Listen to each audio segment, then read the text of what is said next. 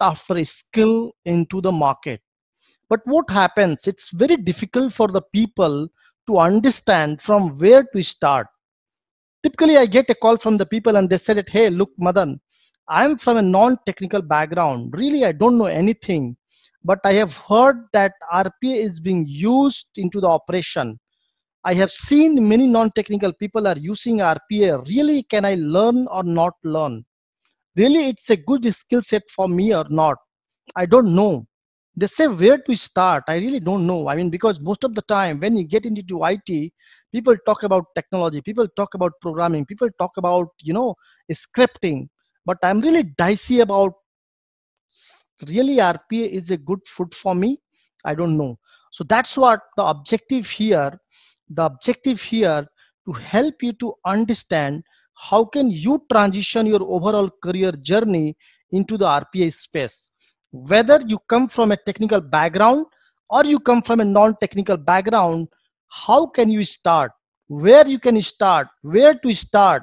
Really, which industry it will impact? How can you bring the work into your space using the RPA and AI? That's what the objective. So we are talking about RPA for all, essentially mean that it's not being specialized, but this is very, very generalized for all the people to start their career into RPA space. This will give you answer. Really, RPA and AI is the future of the job. That's what we'll talk about. Then we'll talk about what is RPA, why RPA, and when RPA can be deployed into the enterprise. So essentially in this day two, I'll help you to understand that, what is the difference between the RPA and the traditional automation. Day three, we'll talk about industry use cases. Minimum, I'll talk about 10 to 15 use cases that will spread across banking, retail, supply chain management, IT, retail, inventory. That will go across many many horizontal business function. And then the day four, I'll talk about how can you break through into RPA, because there are many roles, there are many, targeted career track. Somebody might be looking into operations, somebody might be looking into technology, somebody might be looking into testing functions, some of you might be looking into business analyst. But how to start the track, that's the $1,000,000 questions. And the day four, I would be talking about how to break through into RPAs. So ladies and gentlemen, once again, welcome RPA for all. And this entire course is being split into the 4 days agenda. Day one, we'll talk about RPA and AI is the future of job. And then day two, we'll talk about why, when, and when RPA. Day three, we'll talk about industry use cases. And day four, we'll talk about how to break through into the RPA. So before I move ahead, let's talk about the Wednesday, though it is called Wednesday motivation, but essentially it's Monday motivation. There is a typo mistake. What happened last Wednesday? It was planned, but nobody showed up, and that's the reason it's happening on Monday. It's my mistake. I have not changed the slide, but the main message what I wanted to pass on here, that Henry Ford, I think everybody might be knowing because he's the founder and the main driver behind the Ford automobile, the cars. What he said: anyone who stops learning is old, whether at 20 or 80. Anyone who keeps learning always stays young. So the greatest thing in the life is keep your mind young by learning always the new things. This has been called by Henry Ford uh, close to 60 years back, and this is pretty much relevant into the current era where technology is moving very fast and people are on the verge of making their skill set outdated. So that's what Henry Ford said. And in fact, I encourage you and I invite everybody to please keep yourself on the path of continuous learning to make yourself relevant and competitive into the digital world. So why RPA for all? As I talked about, this is a great platform, this is a great place. In next 4 hours, that is splitted into the 4 days, I would be talking about RPA for all. So essentially mean that This will give you answer, really I should learn and adopt RPA. Really RPA is made for me.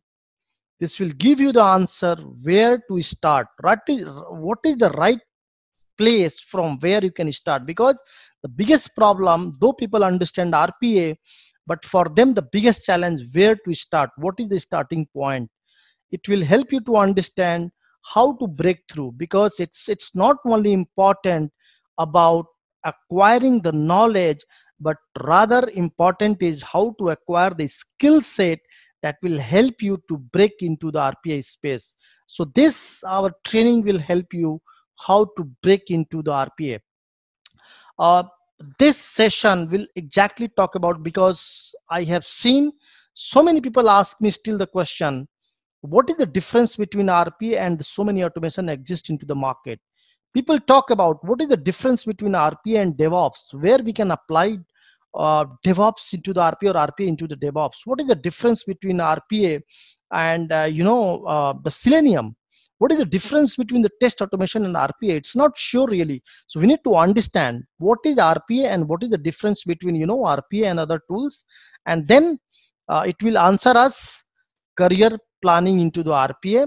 So by end of the session, I can assure you that you will have a well defined career path that will help you to chalk out the 4 stages where you can put forward your career, and definitely that will be the the recipe for you to build your career into RPA space. Whether you are a tester, you are a developer, you are an architect, you are a business analyst, or whatsoever, that will help you to plan your career.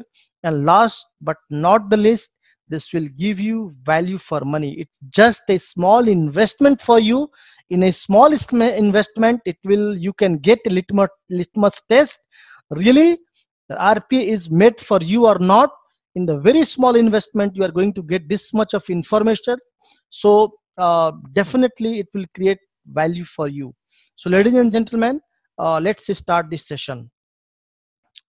Yes, of course, last but not the least, though it's a very funny thing, I do not have much of credibility into the market, but yes, I believe, still I feel you are going to have a session with me, and specifically by end of this session, 45 minutes, I'll open up for question and answer, and then I'll answer whatever you have the questions by end of this session. Who can attend? Anybody and everybody, because as I said, RPA is not about technology, but rather RPA is all about the business sense. RPA is all about the logical mindset. So anybody who is there into the market, everybody and anybody can attend this session. And last but not the least, anyone who wish to make their career future ready for next 5 to 10 years can attend this session and get a great value in next so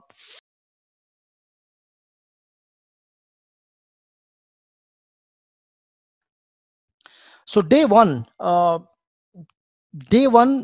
is the agenda? I'll just talk about the agenda and then I'll move forward.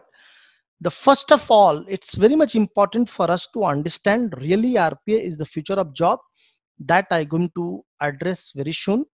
Then I'll talk about what is the challenge with existing automation, and then I'll move forward and talk about what, why, and when RPA to think and deploy, industry use cases, and then we'll go ahead for question and answer.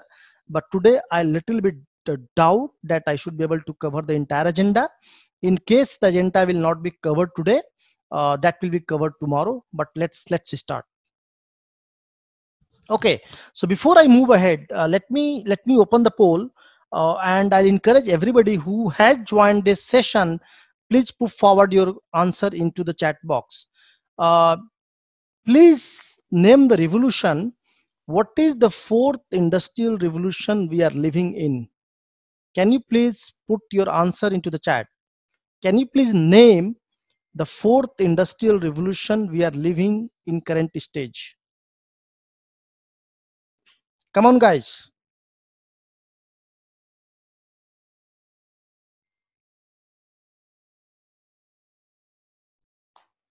Even the silly answer is okay. It's not about validation or we are validating your intelligence, but rather it's just about, making the session interactive. Can you please put forward your answer?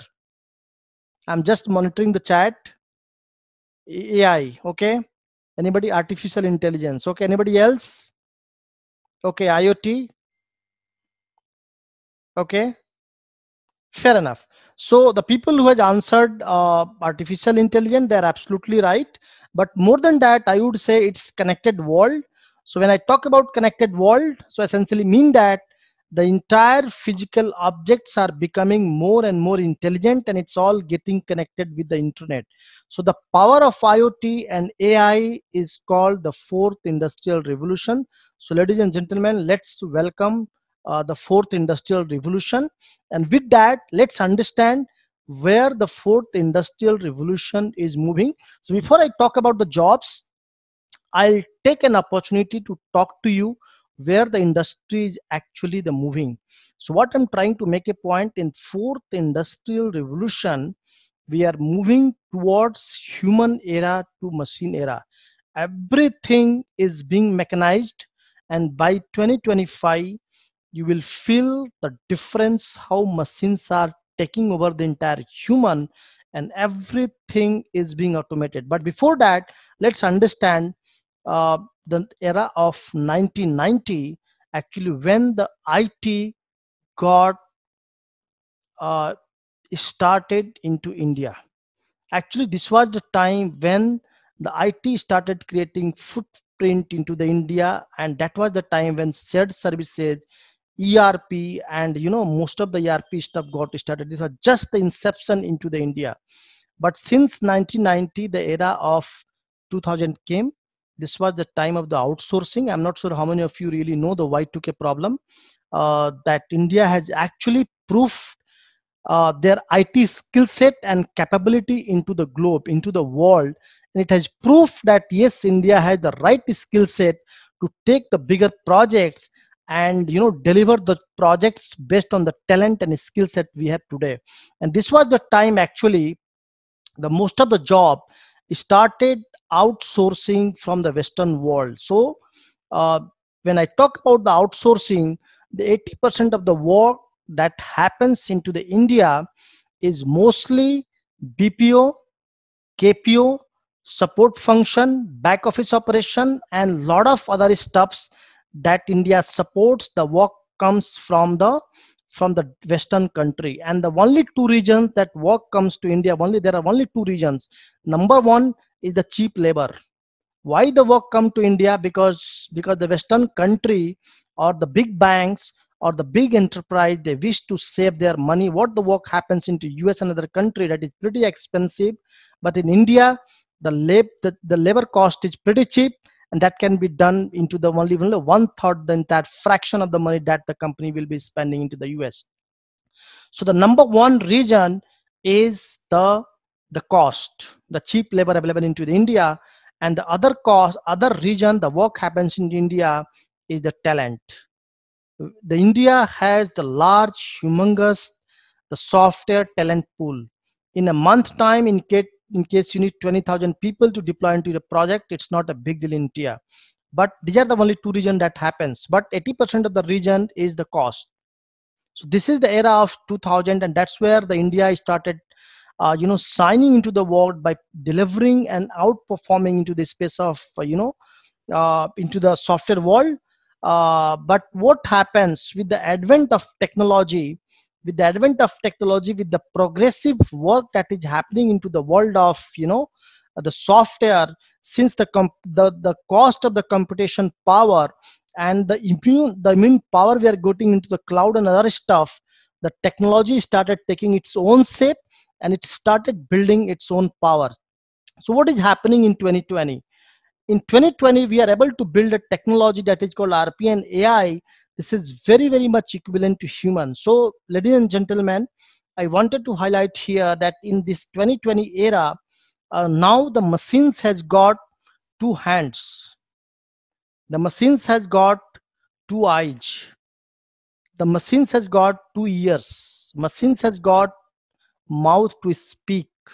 And last but not the least, now the machines are even getting capable and equivalent to the human by having one brain to think, to decide, and to take the cognitive decisions the way human used to take. And I'm not kidding. I'm not kidding. We are surrounded by with so many applications around ourselves. And if you look around, every day we are the big fan and the users of the mobile. So if you look around, almost all the applications that is being surrounded by either AI or chatbot and some other kind of AI powered applications, that is really uh, the era of digital age. So let's look around this images. You see here what is happening now. The robots are capable enough to water the this the plants. Driverless car, Google Assistance, the connected world, what we are talking about now, the entire hospitals is being connected by the humans. It's entirely automated based on the monitoring. In case the parameter is up and down, it's going beyond the threshold value. Automatically, the hospitals are able to send the ambulance and doctors are on the way. Uh, Alexa, nowadays Alexa is being pretty much occupied and being, in each and every house. This has become the items into the household, and we are giving the instruction to the Alexa. Alexa, can you switch off the television? Alexa, can you please switch off the fan? Last but not the least, and this is one of the most disruptive innovation into the world, it's called Amazon Prime Air. That is nothing but the Amazon drones, that is automated delivery systems. Where the world is heading, it's almost everything is automated now. The machines are capable enough to take its own decision. So what will happen to human? This is the entirely machine era. This is the entirely automation era that is started acting and illuminating and replicating the human brain as well as the human hand. And what is the side effect? I think you might have seen already since last 3 to 5 years, the so many jobs is being eliminated, so many jobs are being shaded away. You see here the fact, this is being published by Reuters and a lot of other forums like Gartner or NASSCOM. They have already published the data. What is going to happen in next 5 years due to the automation, the impact of automation. So especially the people who are there into manual testing, especially software test engineers, QA engineers, manual tester. You go to infrastructure management, system engineers, IT operation managers, system administration, especially the BPO. It's huge impact on the BPO, because what happens in the BPO, if you look at the work that is happening into the BPO, that is purely rule based transactional activity that happens day in day out, and people are churning out the data day in day out, repetitive stuff. It's purely boring stuff. But with the advent of technology, RP and AI, all these works are going to be automated, and eventually this will cut uh, close to 1,70,000 jobs. And of course, due to the cloud and etc., the system maintenance and everything will be impacted. So what we are going to do that, I mean, the people who are working into BPO, the people who are working into manual testing, the people who are working into system maintenance and all these functions, what will happen to them? Is it not really scary, the data? Is it not really scaring? So what we should be doing? But I would like to show you this report, and what we call this, every cloud has a silver line. Whenever any digital revolution comes, whenever any industrial revolution comes, of course it eliminates a lot of jobs, but at the same time it brings a lot of new opportunity. It up to us really, we want to grab those opportunity, or we don't want to grab those opportunities. So let's look at this entire this graph. So this has been published by Gartner in 2018, and what it's saying, it's a myth buster. It's saying RPA and AI is actually, it's a net job creator. Let's look around this graph. So ladies and gentlemen, this dark blue is the loss. Ultimately, it's a loss. But light one is the gain. But this black one is the net. So let's understand here. We are standing in 2019, but before that, I'll show you 2018 data. In 2018, there was a close to 1 million job loss.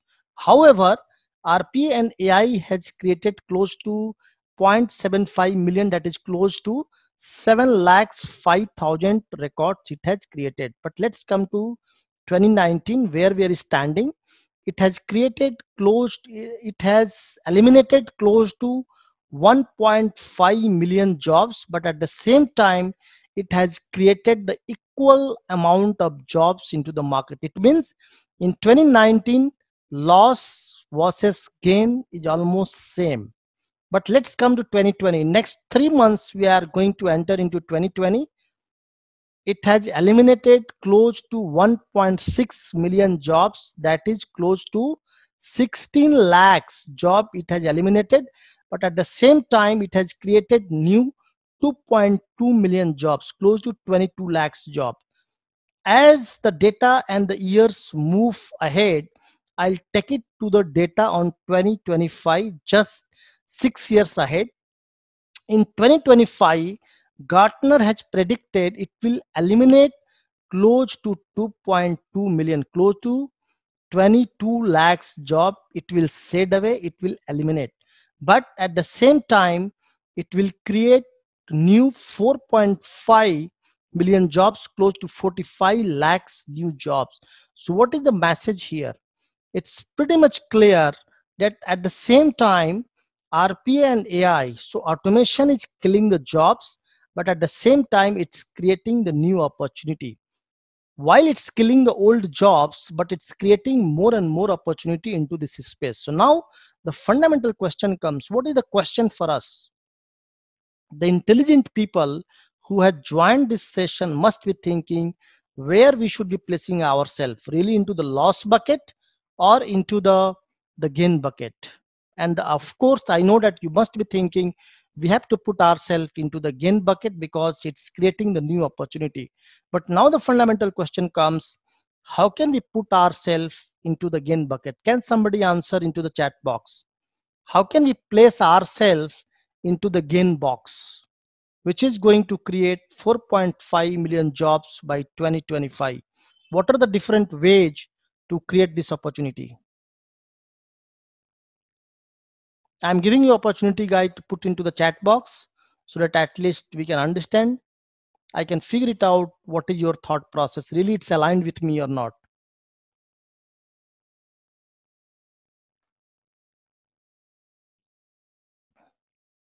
I have to make sure you guys are awakened. You guys are really listening to me. So I have to make sure that you are on the session. Yeah, Jyoti, you are right by getting equipped with upcoming technology. What about others?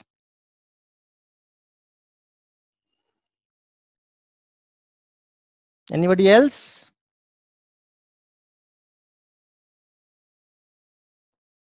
Okay, upskilling, fair enough. So everybody answer is correct. So let's move ahead. So what does fourth industrial revolution mean to us? So we have to embrace the changes to stay competitive and relevant into our job, into the market. This is a very clear message. So everybody, thank you very much for participating into the poll. Whosoever is answered upskilling or learning the new things, your answer is absolutely right, and message is very changed. It's very clear that we are very good in terms of managing the change request into our company, but at the same time we are very poor in terms of managing change to our learning. So the answer is crystal clear. We have to manage the change that is coming, that is the upcoming technology disruption. That's what the answer. So we have to ensure that we are learning, we are able to manage the change that is coming to us. So what is the future? RPA, cognitive RPA, artificial intelligence, NLP, machine learning, RPA as service, IoT, human bots, bot forms, bot analytics, IQ bot, AR and VR, wearable device, deep learning, intelligent automation, ITPA, and yeah, this is the last of the list, and OCR. Maybe anything else? Yeah. So these are the, ladies and gentlemen, these are the technologies that is really upcoming, and that is the future of technology, that is the future of job.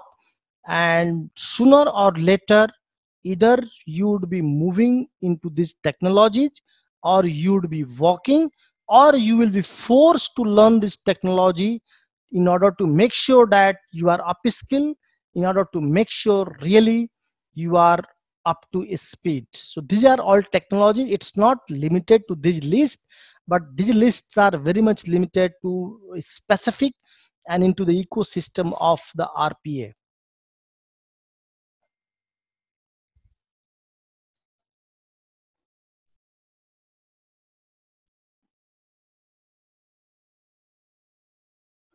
All right, so let's move forward. Uh, Today agenda number 2, we have to understand what is the challenge with the existing automation. Why I'm trying to emphasize on the existing automation, because you might be knowing automation exists since civilization. The human civilization, automation exists. Anything and everything that we delegate from human to machine is termed as an automation.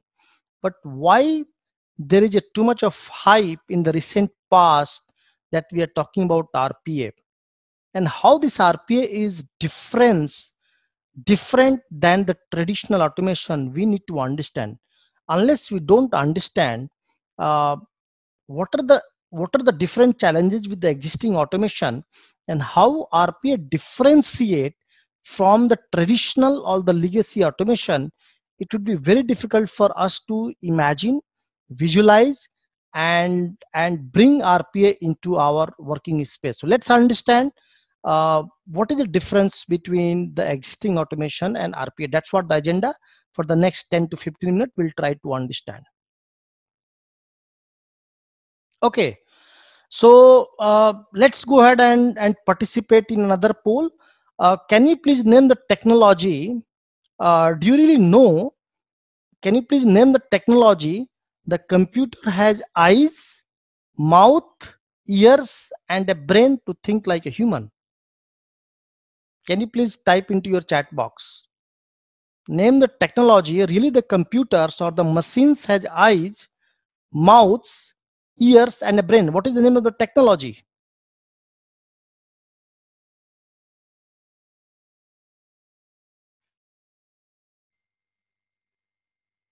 Guys, may I expect the answer into the chat box? There are 6 people. AI.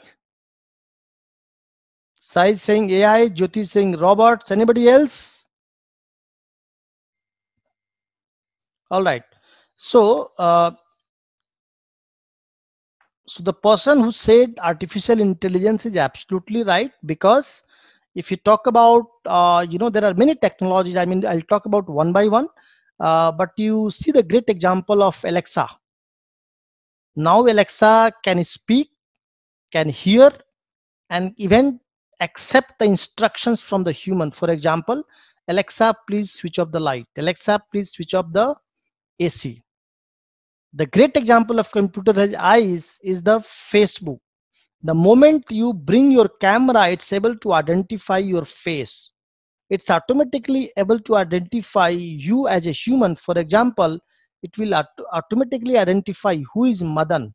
In case I am surrounded by a group of people, even though I'm surrounded by Sai, Jyoti, Nikita, and others, automatically it will point to the Madan. So this is called, the computers has eyes, and this technology is called computer vision.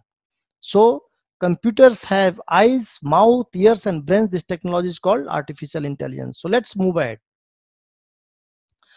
I'd like to give you an analogy, and I wanted to talk about, before I jump into RPA, I wanted to talk about the assembly lines that is purely being operated by the humans 2 decades ago.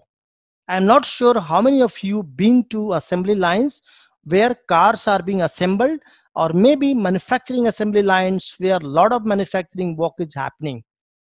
So today I might be talking about this assembly line. Today I might be talking about the manufacturing robots, but tomorrow I'll try to connect this story with RPA, and exactly will understand how the RPA in RPA world the robots are working. But as of now, let's just focus on what is happening on assembly lines.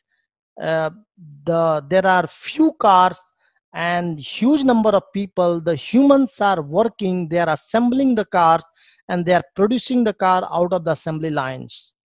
Now let's see the today assembly lines. The only difference is still assembly line is there, still cars are there.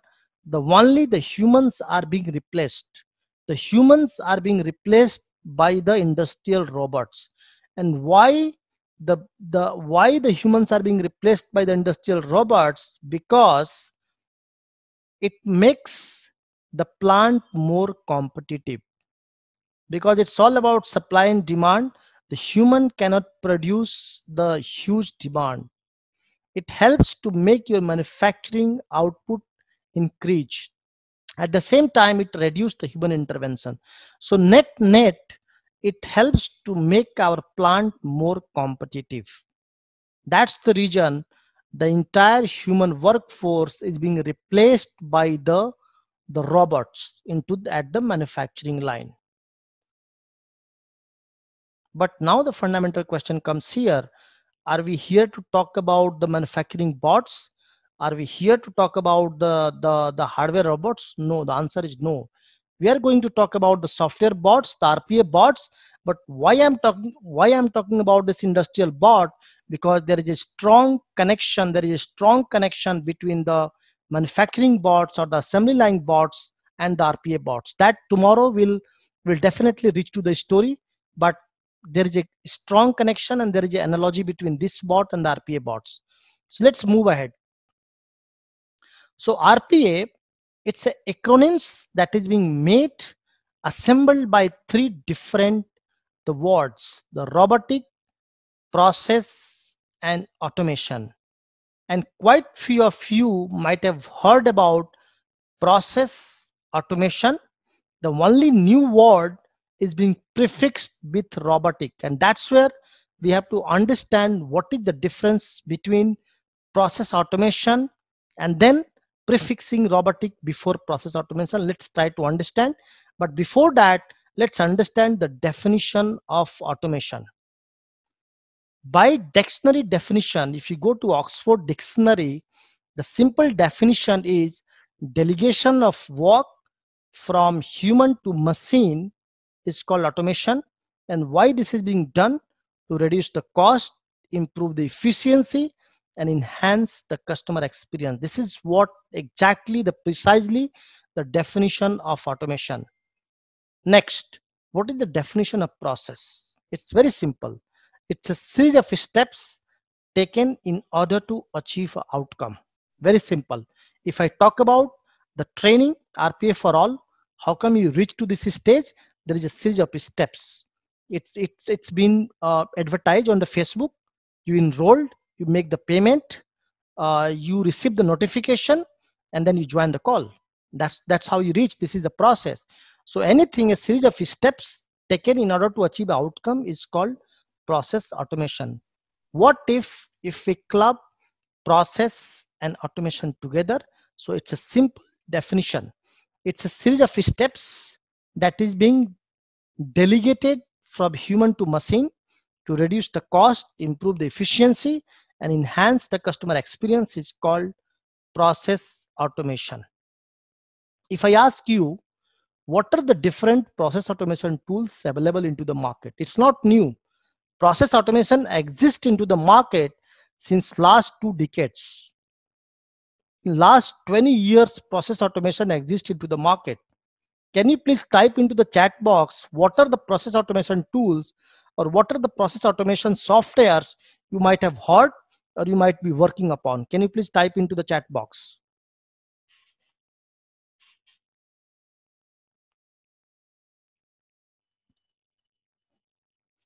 Guys, come on, please participate into the chat, into this. Yeah, Sai, absolutely right. Service now. What else? Anybody else? Jyoti. Who else had joined? Ajit, Jyoti, Nikita, Rupali, Sai. Anybody else? Okay. Yeah, somebody said IBM.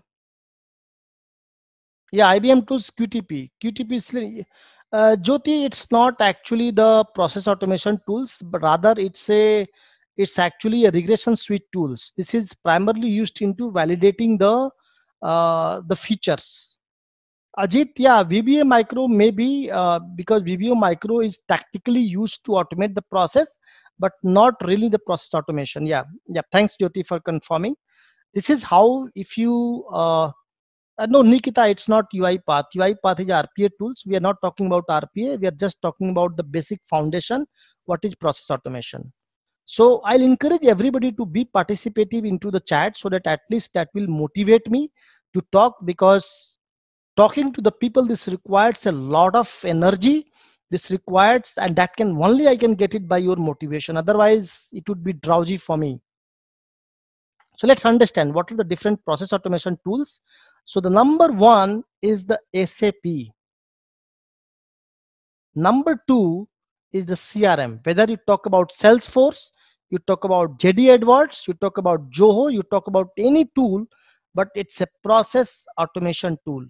Number three is the mainframe. It's IBM tool. It's pretty much legacy tool, but it's IBM tool mainframe. Number four is the custom solutions. It could be .NET, it could be Java, it could be PHP, it could be Python, it could be anything. Anything and everything that is being built up around the custom programming language. This is nothing but the process automation tools. Data warehousing, business intelligence, reporting, it's nothing but the process automation. Just now, Sai said ServiceNow, incident management. You talk about ServiceNow, you talk about Remedy, you talk about any other homegrown incident management tools, it comes here. It could be anything. I mean, you name it, any software, it's all part of existing process automation tools. But now, the fundamental questions I'll ask from you, get ready to put your answer into the chat box. Question number one. Do you think that in enterprise, the processes are not being automated? I believe the 100% of the processes in any organization is being automated. Do you think it's not automated? Yes or no? Can you put into the chat box? I strongly believe it's been automated. I strongly believe 100% of the processes in any enterprise is being automated. And you also believe, yes, this is being automated. Number two, the millions and billions of dollars has been invested in automating the processes, in transforming the business function around the organization. Millions and billions of dollars. Is it not? Yes or no?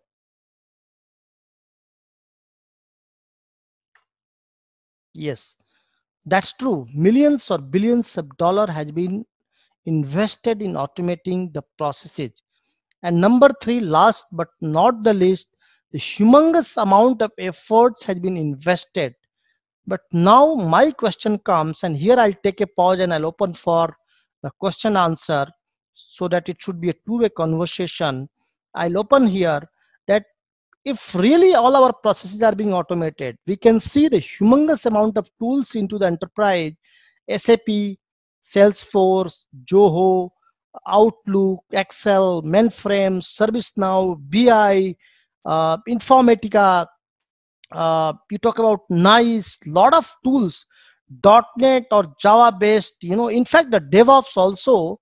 Then why? and the bigger why I'm putting today, because I'll take a pause and from tomorrow again we'll start, then why all of a sudden there is a strong discussion going on into the boardroom for robotic process automation, just prefixing a small word called robotic before process automation. Why there is a lot of discussion there is going on into the boardroom, why there is a lot of hype around into the RPA, and why a lot of enterprise has already invested millions of dollars into adopting the RPA. With these bigger questions, now I'll open up for question and answer. Just give me a minute. I'm just stopping the recording, and then I'll unmute everybody and I'll take your questions.